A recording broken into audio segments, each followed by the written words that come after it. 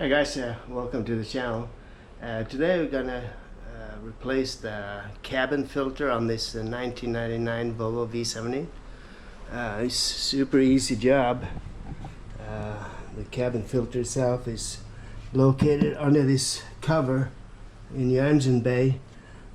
So you decide to take off two, or at least two, maybe three, so you don't break it when you bend this cover back, and then of course you get the drainage pipes. We're gonna take the whole cover off because we have some other projects we're working on.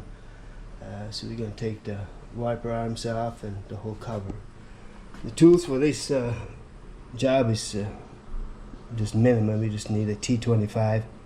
We're gonna use a cordless drive, and then for the wiper arms we use a 30mm and just a small flat screwdriver to take off those little, already taken them off, those little caps that sits on top of your nut there for your wiper arms.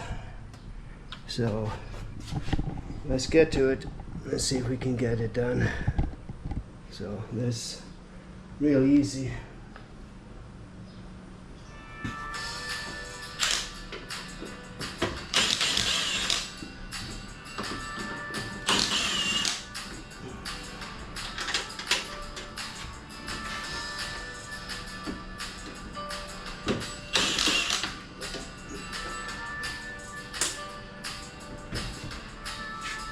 Let's see if we can get it off. Others, if you're just going to replace the cabin filter, you don't have to take everything off. You just use this hose and you just bend it back, slip it out to get this little lip to grab onto and take it up, and then you just put the new one in, and that's it. But we're going to keep going.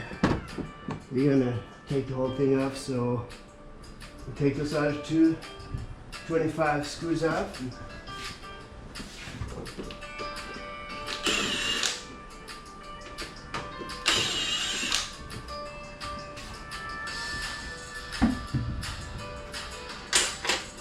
And then the 30mm.